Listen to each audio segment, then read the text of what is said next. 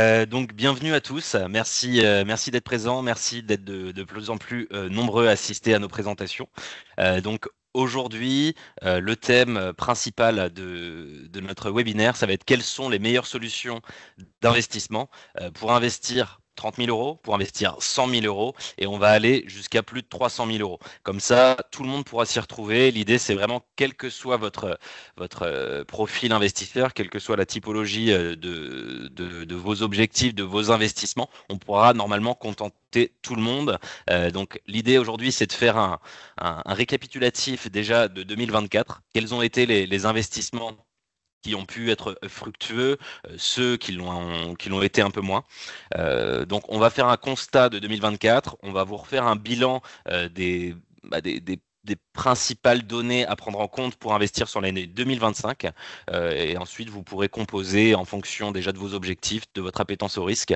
Et Vincent vous détaillera tout ça en fonction du montant que vous souhaitez investir.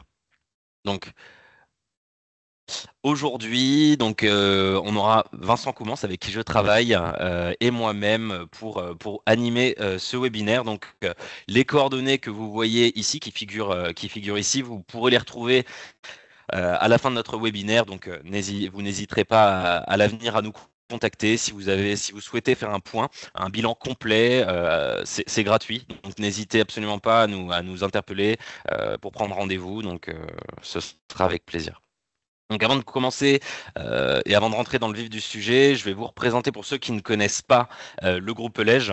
Donc le groupe Elège, c'est un certain nombre de sociétés qui s'arc-boutent tous, enfin quasiment toutes, autour de l'immobilier. Donc on a un pôle de gestion privée, on a par exemple un pôle immobilier neuf, on a également un fonds d'investissement en private equity immobilier, on a une société de courtage. Enfin, vous voyez, c'est vraiment assez disparate, il y a beaucoup d'entités et il y a beaucoup de synergies qui émergent de ces différentes entités pour qu'on travaille tous dans la même direction. Alors, Vano Gestion Privée, pour parler concrètement, qu'est-ce que c'est? Donc nous, on est un cabinet de gestion de patrimoine, donc avec une existence depuis plus d'une trentaine d'années. Donc on a plus de 1000 clients aujourd'hui, un encours avoisinant les 150 millions d'euros on propose en tout cas une large gamme de produits disponibles. Donc ces produits, c'est vraiment extrêmement large du fait qu'on puisse vous proposer aujourd'hui soit des fonds d'investissement en actions, du private equity, de l'immobilier. On peut absolument tout vous proposer sur le plan financier, quels que soient aussi les contrats sur lesquels les actifs seront détenus. Donc aujourd'hui, nous, on est un cabinet indépendant, donc on pourra vous apporter un conseil qui est véritablement sur mesure. C'est pour ça que je vous évoquais tout à l'heure le bilan patrimonial. On pourra vraiment s'adapter à votre profil, vos objectifs, votre appétence au risque pour vraiment composer une allocation qui sera mouvante, bien évidemment, et qui sera amenée à évoluer en fonction des marchés et du changement potentiellement en tout cas, de vos objectifs.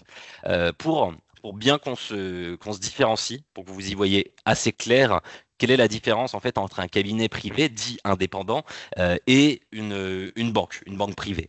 Donc les principales différences, premièrement, ça va être les frais. On va être beaucoup plus compétitif. Donc, que ce soit sur les frais d'entrée, souvent sur les frais de gestion.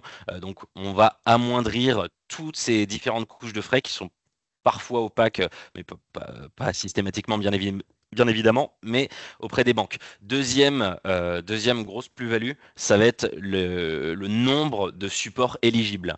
Il y a les banques qui proposent souvent des fonds maison ou alors à se cantonne à quelques sociétés de gestion partenaires. Nous, ça va vraiment pas être le cas. On va s'ouvrir à tout le marché. Donc, on va pouvoir vous proposer une allocation qui va vraiment être en fonction du marché et pas en fonction des produits qui sont éligibles chez nous. Voilà. Donc, sinon, concernant notre clientèle, elle peut être internationale, mais on a majoritairement une clientèle de Français, bien évidemment. Mais si jamais vous êtes résident fiscal étranger, on pourra également vous conseiller. On aura des choses à vous proposer. Donc, le sommaire, alors je vais pas reprendre les points en entier, mais vous avez bien compris la thématique. Donc, enfin en tout cas, quelles sont les meilleures solutions d'investissement pour investir 30 000? 100 000 ou plus de 300 000 euros. Donc, Vincent vous expliquera tout ça. Je vais simplement, moi, dans la conversation, je ne sais pas si vous le voyez sur l'outil Teams, mais vous avez un onglet conversation. Je vais vous mettre directement un sondage pour savoir déjà vous aujourd'hui euh, comment vous sentez, comment vous êtes confiant en fait par rapport à vos investissements en cette période. Donc il y aura trois possibilités, trois réponses. N'hésitez surtout pas à donner votre avis. Nous, ça permet déjà d'orienter un petit peu le webinaire, voir quel est votre point par rapport à cette problématique. Alors je vais simplement, si vous me laissez quelques instants, indiquer le sondage donc, que vous retrouverez dans Conversation. Et j'en profite également pour vous parler de l'onglet QR, donc c'est questions-réponses. Là, contrairement à l'onglet Conversation, vous pouvez poser l'intégralité de vos questions, ce sera anonyme. Et du coup, en fonction de la réponse, soit on pourra directement vous répondre lors de ce webinaire, sinon on se permettra de vous recontacter plus tard et on vous répondra directement. Alors, Vincent, pendant que je fais le sondage, je t'en prie, tu peux commencer à parler du bilan. Merci Antoine. Bonjour à toutes et à tous. Je vous remercie d'être aussi nombreux pour ce premier webinaire de l'année. Ça nous incite aussi à en faire de plus en plus. Tout d'abord, je voulais revenir sur ce qui s'est passé en 2024. Au niveau politique, économique, c'est vrai qu'en France, le contexte politique était quand même assez agité, d'où le petit sondage aussi qu'on vous fait en ce début de webinaire.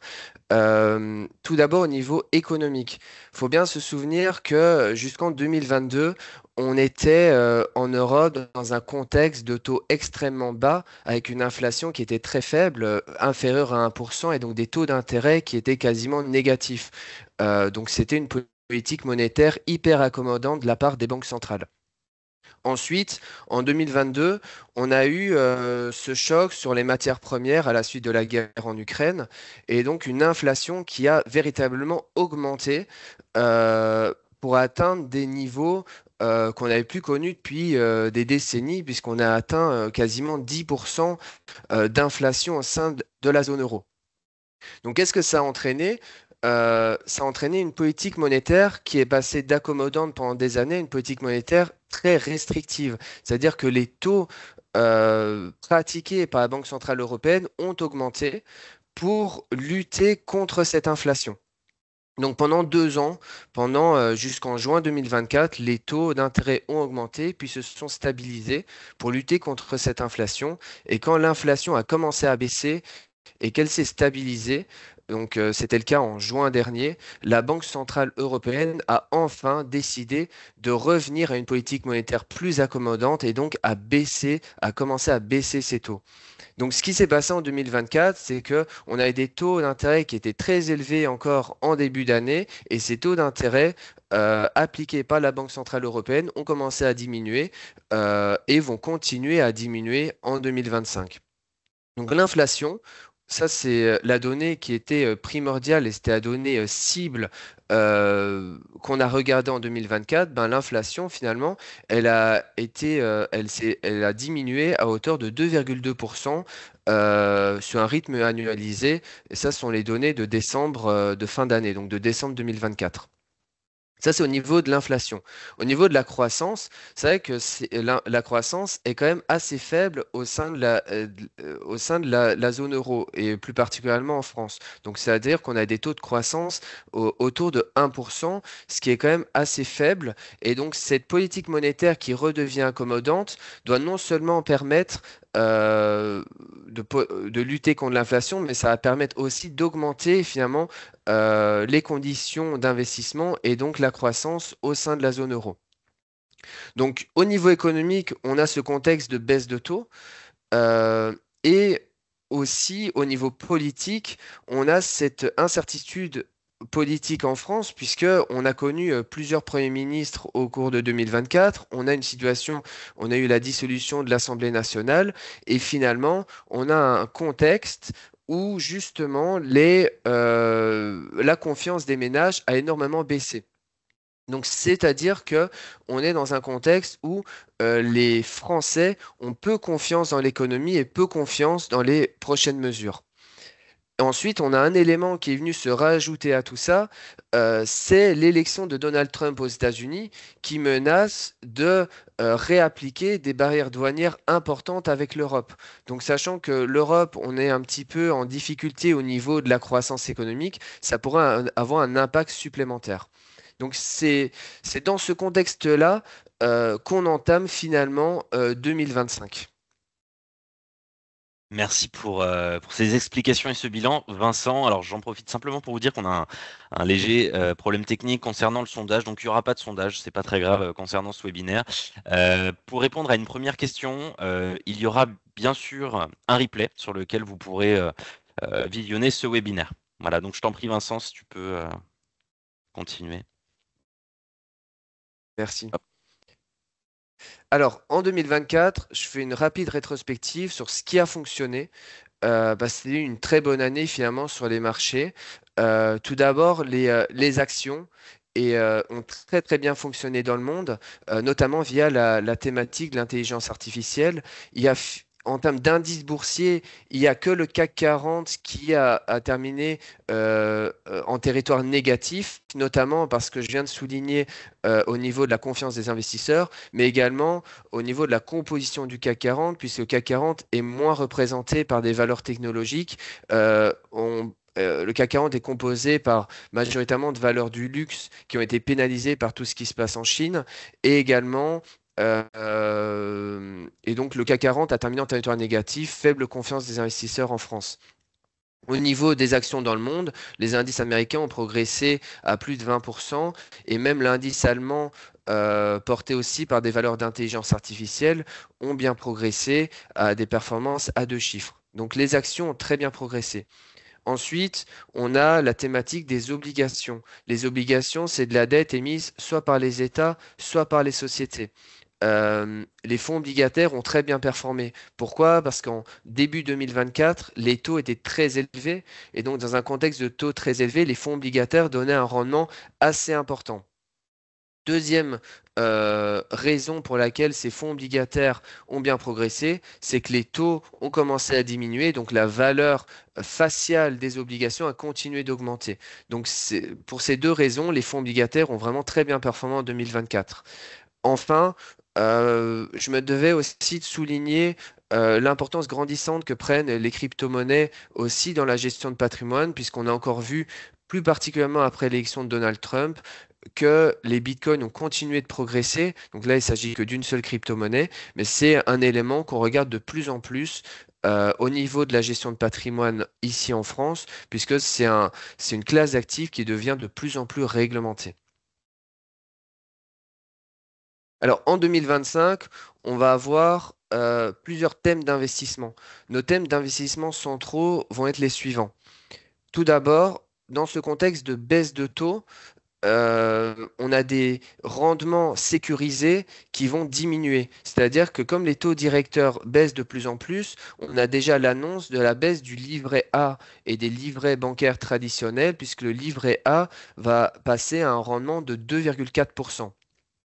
Ensuite, pendant 2 ans, quand on avait des taux qui étaient très élevés, il y avait une énorme attractivité et un très grand engouement pour les comptes à terme et les dépôts à terme. C'est-à-dire, on place de l'argent pendant une certaine période avec un taux fixé à l'entrée et on peut les récupérer finalement qu'à échéance, car si on veut les récupérer avant, on a des pénalités de sortie. Donc ces comptes à terme, ces dépôts à terme, le rendement diminue de plus en plus également et devient beaucoup moins attractif. Donc on va vous apporter des solutions alternatives à ces placements. Ensuite, l'autre thématique, c'est comme je vous l'expliquais, les marchés actions ont beaucoup progressé en 2024 et également en 2023. Et donc, en termes de valorisation, ces marchés sont fortement valorisés par rapport à leur moyenne historique. Donc, c'est un élément que nous devons prendre en compte, même si quand les marchés sont haussiers, il y a toujours un engouement de plus en plus important des investisseurs. C'est un élément qu'on regarde et qu'on prend en compte pour des nouveaux investissements.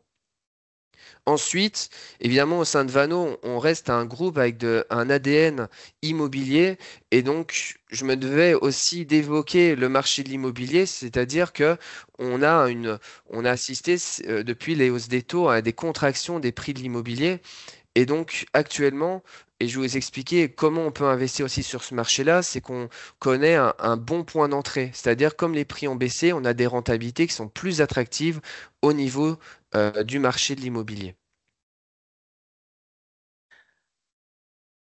Alors Voilà, donc, ouais. avant que tu évoques le premier sujet, premier investissement à partir de 30 000 euros, j'en profite juste parce qu'il y a de nouveaux arrivants.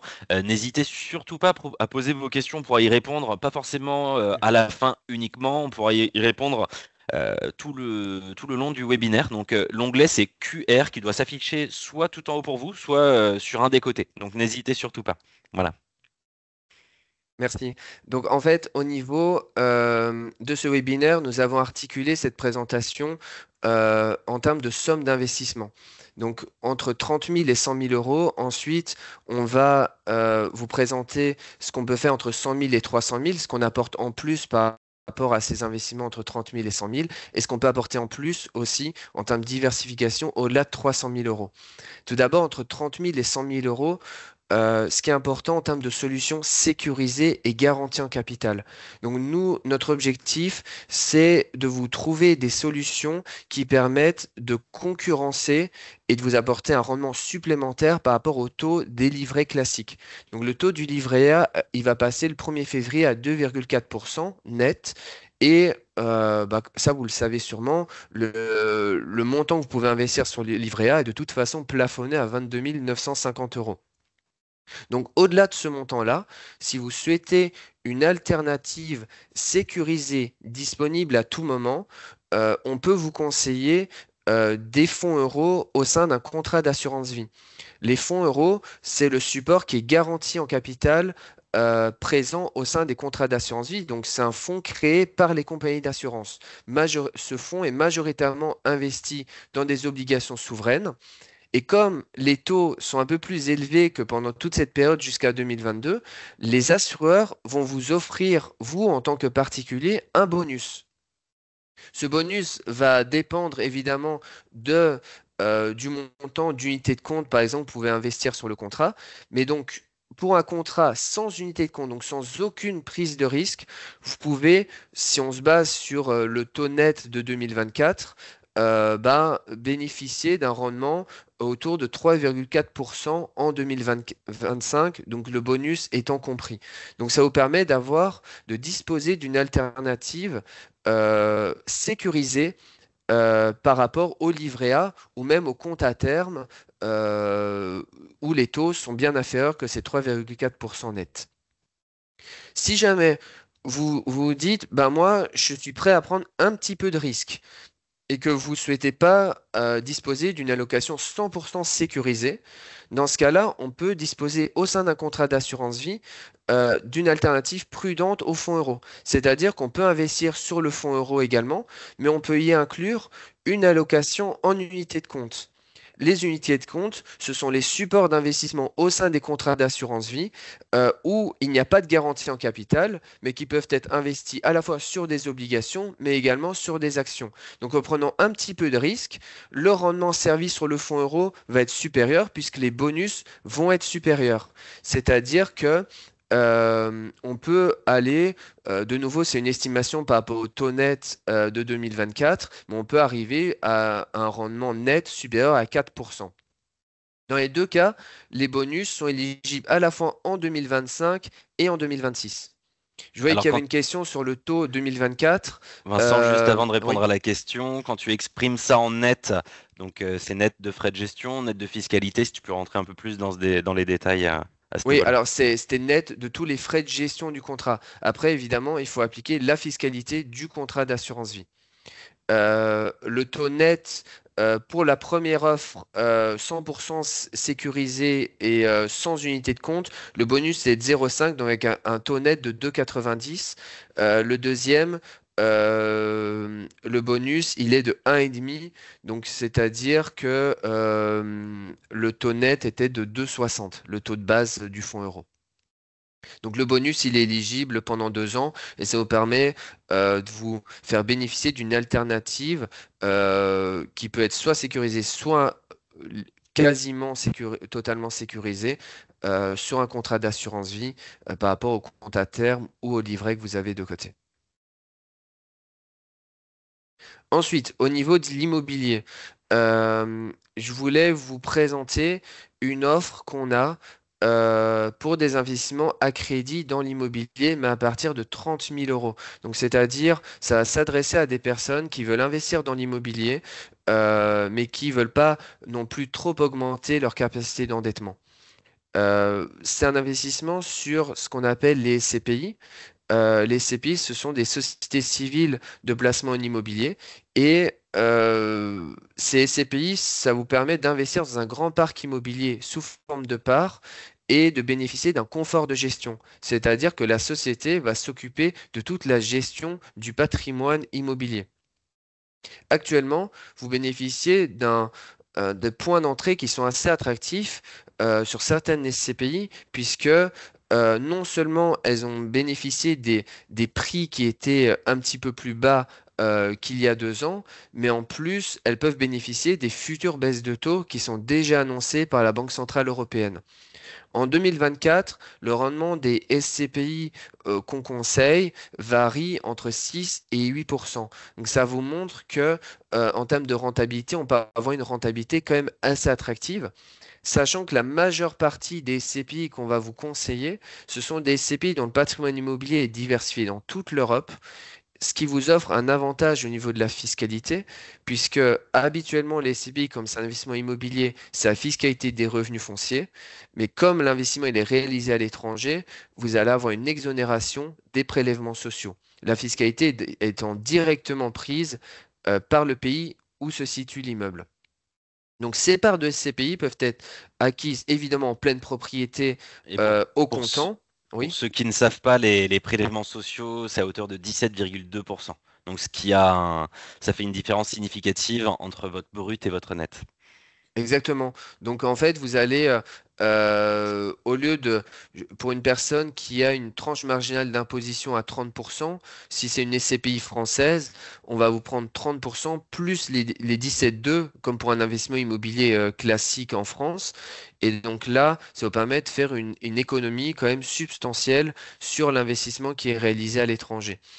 Et donc, ces parts peuvent évidemment être acquises au comptant pour des personnes qui ont besoin de revenus complémentaires immédiatement. Et aujourd'hui, on voulait mettre en avant l'acquisition de ces parts à crédit pour des personnes voulant se créer un patrimoine immobilier sur le moyen et le long terme, puisqu'on a une offre à crédit assez intéressante qui peut être prise en compte à partir de 30 000 euros. Je vais vous la détailler dans un exemple. Donc en fait, ici, j'ai pris par exemple 75 000 euros à crédit. Actuellement, pour ce type d'investissement, le taux d'intérêt, on a un taux d'intérêt sur 20 ans à 3,4%, ce qui vous fait une mensualité de 452 euros. Donc, j'ai calculé les revenus potentiels nets générés par la SCPI en prenant 6% brut, donc ça vous donne 300 euros par mois net de fiscalité étrangère. Et donc, ça vous ferait un effort d'épargne de 152 euros par mois pendant 20 ans. Donc, le coût total du crédit sur 20 ans, c'est 33 750 euros, un gain potentiel de 41 250 euros, et ça vous permet sur 20 ans de vous créer un patrimoine immobilier, de bénéficier des futures revalorisations de parts des différentes SCPI. Donc, si vous souhaitez qu'on vous calcule votre endettement, de façon précise pour voir votre éligibilité à cette offre. Si vous souhaitez une simulation plus précise, parce qu'ici on n'a pas inclus la déductibilité des intérêts d'emprunt, puisque les intérêts d'emprunt vont être déductibles, ici c'est une simulation assez basique qu'on vous a réalisée, mais si vous voulez une simulation vraiment spécifique à votre situation, à votre fiscalité, vous pouvez nous adresser vos demandes après ce webinaire, évidemment. J'en profite par rapport au taux d'endettement, parce que ça risque d'en bloquer certains. Euh, lorsque vous faites un crédit en SCPI, en fait, souvent, il est possible de déroger à votre taux maximal d'endettement. Et du coup, on est surpris, mais dans la plupart des cas, vous avez quand même une marge de manœuvre pour faire un petit crédit entre 30 et 100 000 euros. C'est chez quasiment tous les contribuables. Donc, n'hésitez surtout pas à demander cette étude concernant l'endettement et vous risquerez d'être surpris de pouvoir justement effectuer cette opération. Oui, vous pouvez vraiment bénéficier aussi d'une diversification de votre patrimoine immobilier sur des actifs situés à l'étranger. Donc pour une personne même disposant d'un patrimoine immobilier à Paris euh, avec quelques appartements, vous pouvez diversifier pour investir encore un peu plus dans l'immobilier. En allant un petit peu au-delà de l'endettement classique pour des investissements immobiliers et donc diversifier sur des revenus qui vont provenir de l'étranger. Ça peut être intéressant en termes de diversification. Donc là, c'était des offres jusqu'à 100 000 euros. Évidemment, ces offres sont disponibles aussi entre 100 et 300 000, mais c'est vrai qu'entre 100 et 300, au-delà des offres bonus ou même des investissements en SCPI qu'on peut réaliser, on a des stratégies plus complexes qu'on peut mettre en avant. Et que je détaille rapidement ici, c'est tout d'abord, alors ça va être un anglicisme, Alors, et c'est pas pardonne-moi Vincent, avant de continuer sur les stratégies un petit peu plus complexes, il y a quand même deux premières questions sur la première partie, comme ça évitera d'empiéter sur la seconde. La première, c'est les investissements SCPI sont-ils soumis à l'IFI, l'impôt sur oui, la fortune immobilière? oui, exactement. C'est un investissement immobilier, donc c'est soumis à l'IFI. Évidemment, quand c'est à crédit, on n'est pas directement soumis à l'IFI, puis c'est la valeur nette immobilière qui est prise en compte dans le calcul de l'IFI. D'accord. On a une autre question, une très bonne question d'ailleurs, parce que tu pourras étoffer un petit peu avec les dernières nouvelles concernant ce point. Peut-on avoir des SCPI hors Europe et quelles sont les conditions? Hors Europe, oui. Alors, il y a des CPI maintenant qui investissent même hors zone euro. C'est ça la question. Donc, par exemple, au Canada, il y en a même maintenant une SCPI qui va investir aux États-Unis uniquement. Donc là-dessus, si vous voulez plus d'informations, que la fiscalité va être un petit peu différente, il faut nous contacter. On vous expliquera au niveau de la fiscalité comment ça se passe exactement, puisque c'est pas exactement la même fiscalité que pour des investissements en Europe, puisque les conventions fiscales ne sont pas exactement les mêmes.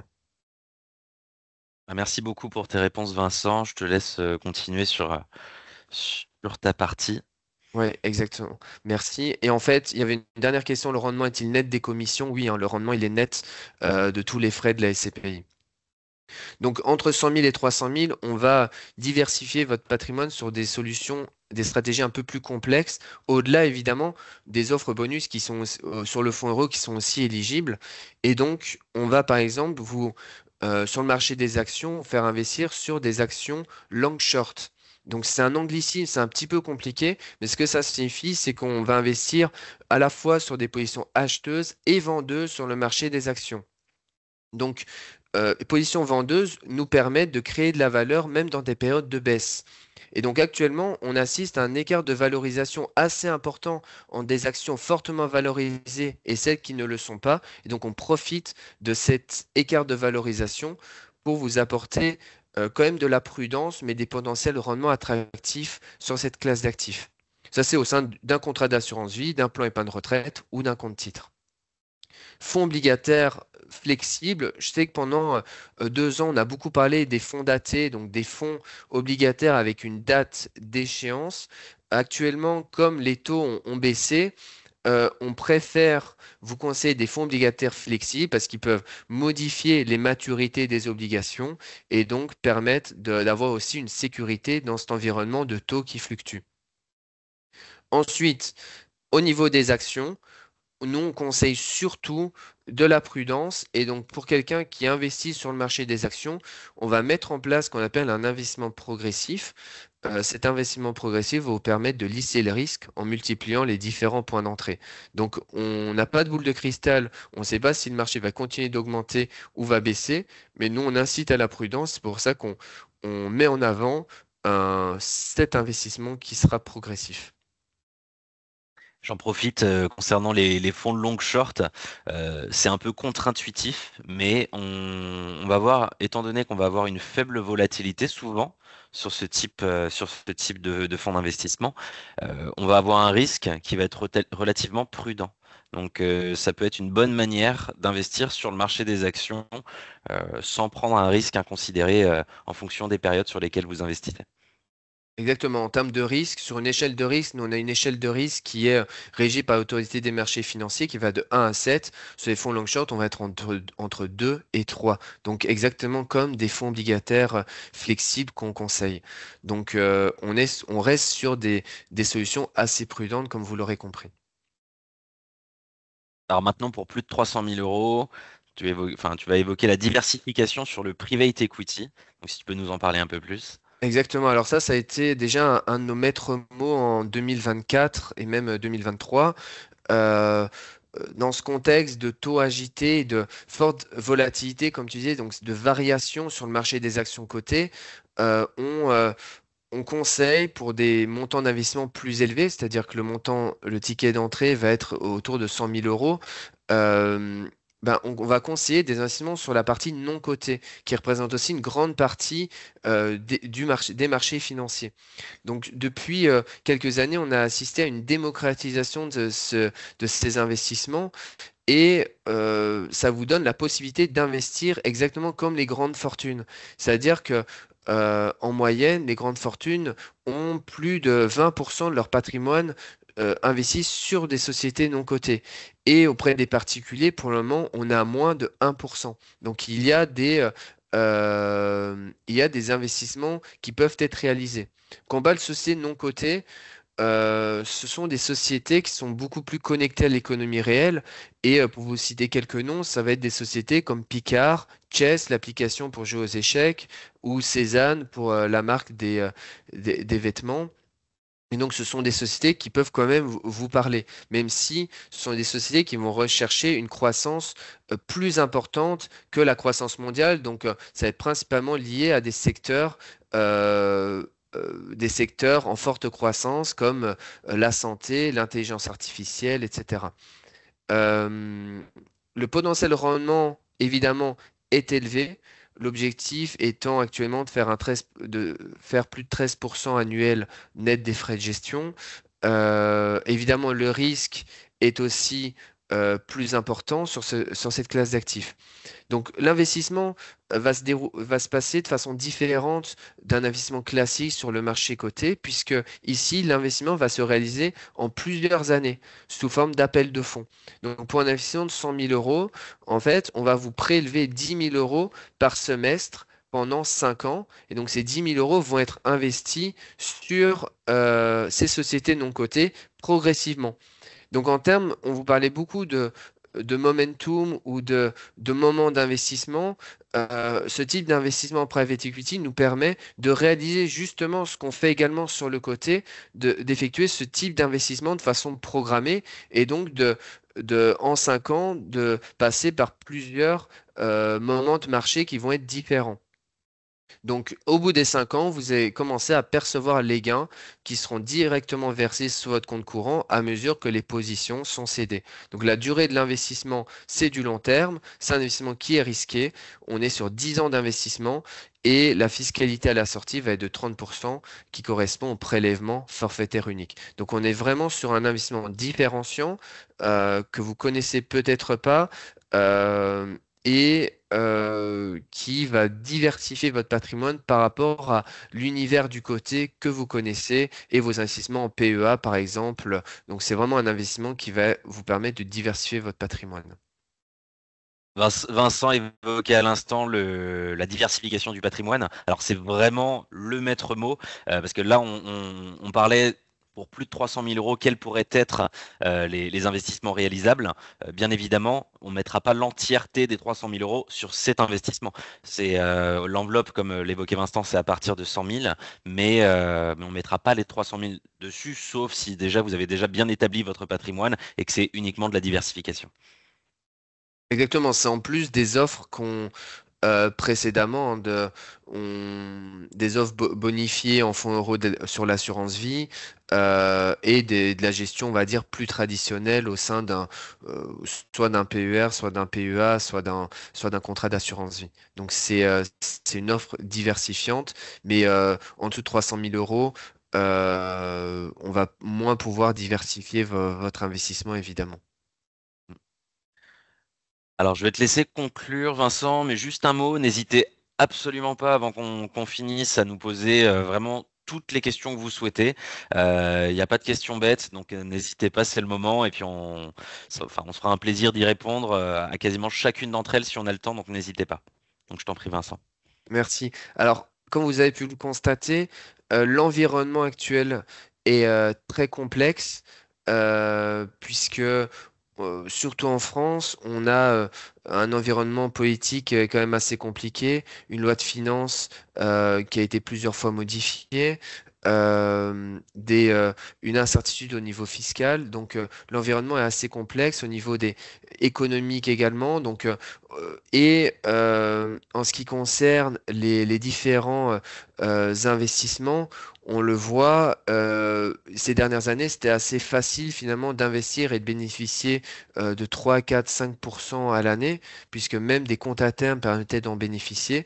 Maintenant, notre est à nouveau assez important, puisqu'on doit vous aiguiller sur des solutions qui vont être différenciantes, des solutions sécurisées que vous pouvez retrouver au sein de votre banque assez aisément. Donc actuellement, on privilégie des solutions prudentes. Évidemment, on n'a pas de boule de cristal par rapport au marché financier, à leur évolution dans les prochains mois, mais compte tenu comme je vous l'expliquais, de la valorisation des marchés financiers, on privilégie majoritairement des solutions prudentes, qu'elles soient sur la partie fonds euros, sur la partie marché obligataire ou sur la partie immobilier. Ensuite, euh, on a des points d'entrée très attractifs et cette offre à crédit qui est très importante au niveau des CPI, puisque ça offre un effet de levier assez important avec un crédit à 3,40 et un rendement attractif à plus de 6%. Donc, c'est une période assez intéressante pour en profiter. Donc voilà, donc on est à votre disposition, Antoine et moi, pour vous conseiller, vous apporter des solutions. N'hésitez pas, vous avez nos coordonnées qui vont s'afficher sur la prochaine slide et vous pouvez nous contacter. Et n'hésitez pas à nous suivre aussi sur LinkedIn, sur YouTube, où vous avez le replay de tous nos webinaires. N'hésitez pas à nous donner des idées pour nos prochains webinaires. Si y a un sujet que vous souhaitez aborder, ça revient souvent. On pourra l'aborder également avec l'un de nos partenaires. Je vous remercie en tout cas. Merci beaucoup, Vincent. Avant de répondre à vos différentes questions, pour continuer par rapport à ce que disait Vincent, il y a un sujet, enfin il y a un rendez-vous en tout cas qui plaît beaucoup aux différents investisseurs. C'est une analyse des différents contrats que vous détenez, quel que soit le partenaire en face. En fait, l'idée c'est qu'on puisse faire une analyse complète et détaillée de tout ce qui a été fait.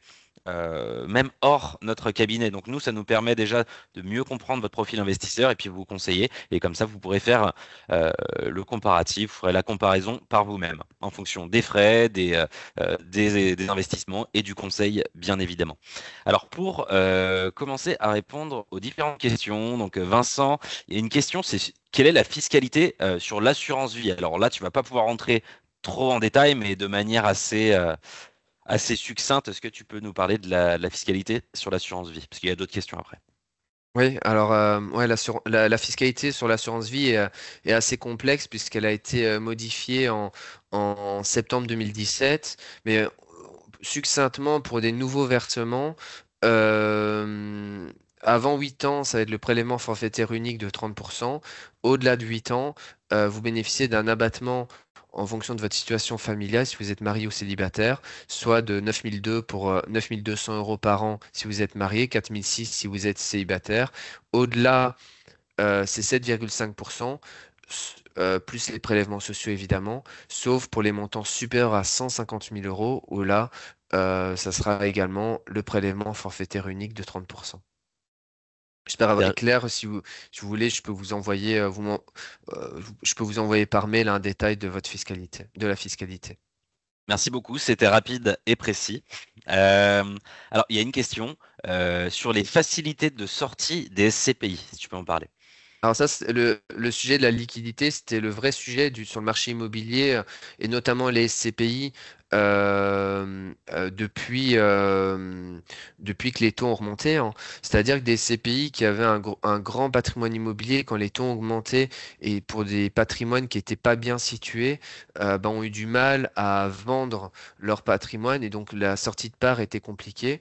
Après, sur les SCPI qu'on conseille, bah, notamment les CPI qui investissent à l'étranger, il n'y a pas eu de problématique au niveau du rachat de parts parce que ces CPI ont continué à beaucoup collecter. Et c'est pour ça qu'elles versent un rendement attractif parce qu'elles sortent gagnantes finalement de cette crise immobilière. Donc en termes de liquidité, oui, c'est pour ça que, il peut y avoir des problématiques de liquidité. C'est pour ça que l'investissement est un investissement immobilier et donc c'est de facto immobile, donc bloqué pendant une certaine période, et donc nous on le conseille sur des horizons de placement assez longs.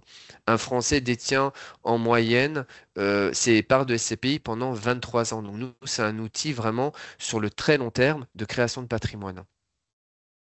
Merci beaucoup, Vincent. Alors, je pense que la question qui vient, c'est pour rebondir à ta réponse sur la fiscalité de l'assurance vie. Et donc, la personne demande si c'est 30% de la plus-value, en fait. Si la fiscalité, c'est 30% de la plus-value. Oui, exactement. Sur les intérêts, oui, sur l'abattement et sur la plus-value, et oui, c'est sur la plus-value, évidemment, la fiscalité.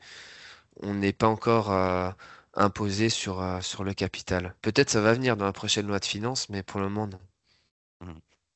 Alors, une question en ce qui concerne les investissements immobiliers de manière plutôt générale sur la loi de Normandie, le LMNP, le Malraux, déficit foncier. Est-ce qu'on va en parler? Alors, ça va pas être le sujet d'aujourd'hui. On a déjà évoqué ces sujets d'ailleurs sur d'autres webinaires. Par contre, si vous voulez faire un point détaillé sur ces sujets-là, ce sera un plaisir d'en parler. N'hésitez pas à nous envoyer un email.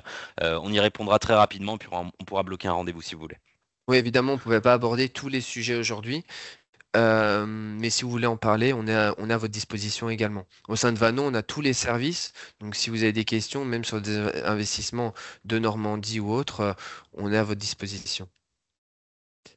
Concernant la dernière question, oui, je pourrais vous adresser, si vous le souhaitez, le détail de la fiscalité sur l'assurance vie. Je vous enverrai ça par mail. Envoyez-moi vos coordonnées, je vous répondrai rapidement.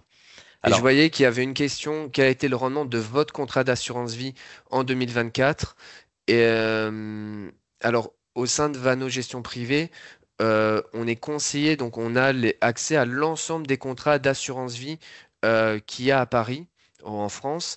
Et donc, les offres bonus qu'on a spécifiées aujourd'hui, ce sont les offres bonus auprès évidemment d'assureurs de qualité et qui respectent tous nos critères de sélection, mais ce sont les meilleures offres bonus qu'il y a sur le marché en globalité. Donc, on n'a pas de contrat d'assurance vie dédié. Évidemment, on a des partenaires avec qui on travaille plus, mais on a accès à l'ensemble de l'offre des contrats d'assurance vie du marché.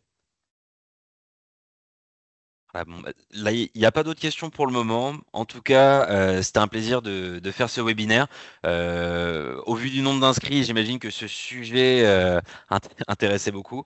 Donc, si vous trouvez que les informations étaient trop partielles, parce qu'on ne peut pas tout évoquer de manière très détaillée ou trop détaillée, donc n'hésitez surtout pas à revenir vers nous, quel que soit le sujet, quelle que soit votre question. Donc, ce sera un plaisir d'y répondre. En tout cas, on vous fera tout au long de l'année de nouveaux webinaires. On va essayer de le faire de manière mensuelle. En tout cas, on va faire du mieux qu'on peut. Mais en tout cas, si jamais il y a des sujets que vous souhaitez justement qu'on développe, n'hésitez pas à nous envoyer un email. Ça nous donnera des idées sur quel sujet aborder, comment, sous quel angle. Voilà. En tout cas, on vous souhaite une agréable soirée. Et puis, je vous dis à bientôt. Au revoir. À très bientôt. Merci à tous. Au revoir.